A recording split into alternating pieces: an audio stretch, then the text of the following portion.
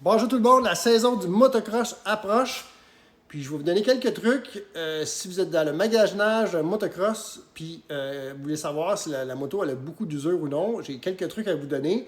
Je ne vais pas aller trop en détail, puis vous dire, faire des tests de compression, tout ça, parce que c'est pas tout le monde qui a l'outillage pour ça.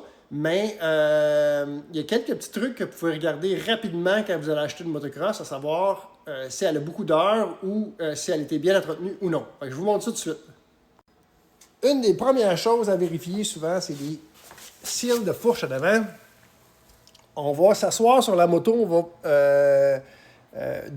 on va peser sur les freins avant, on va donner quelques coups sur la fourche avant pour la faire descendre. Puis après, on va venir voir s'il n'y a pas des résidus d'huile sur la fourche. Ça peut arriver des fois que c'est un grain de sable qui rentre dans le cil de fourche qui fait couler, mais en général, quand il y a de l'huile qui coule, c'est parce que les cils de fourche vont être dus. Autre chose que je vérifie, c'est les broches en arrière de la roue. Je vérifie tout le temps voir s'il n'y a pas des broches de lousse ou des broches d'arraché ou de cassé. Fait que ça, c'est un signe que la moto était bien entretenue ou non. Parce qu'il y a beaucoup de monde qui ne le savent pas, mais les broches, avec le temps, ça prend du lousse. Fait qu'il y a beaucoup de monde qui ne ressent pas ça. Après, on peut vérifier les rimes pour pas qu'ils soient bossés ou qu'il y ait une courbe dedans. Si on monte la moto sur un petit rack et on fait aller la roue, on va voir si la roue est droite ou non. Il y a les freins ici, les pads à frein. On le voit, l'épaisseur, lui, on voit son neuf. Avec le pad ici, on verrait qu'il serait beaucoup plus mince. Certains même sont rendus sur le métal quand ils sont bien usés. Après, l'autre côté, on peut regarder l'état de la chaîne, puis l'état du sprocket. Ça nous donne une bonne idée. Souvent, quand le sprocket est fini, la chaîne est assez usée aussi. Avec le sprocket, quand il est fini, on le voit. Les dents commencent à normalement courber, puis ils viennent bien minces. Fait qu'on peut regarder le sprocket avant aussi.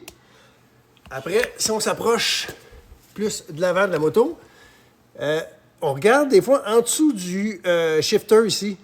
Maintenant, la plupart du monde ne roule plus avec des bottes, avec des bouts en aluminium. Là. C'est toutes des bouts sont toutes en caoutchouc. Fait que ça use moins qu'avant. Mais les motos qui ont beaucoup d'usure, souvent, le shifter en dessous devient quasiment plat ou il devient vraiment usé. Il n'y a plus de petites grippes comme ça. Ça, c'est une preuve que la moto a servi plusieurs heures. Aussi, les couverts de moteur qu'on peut vérifier. C'est un autre indice.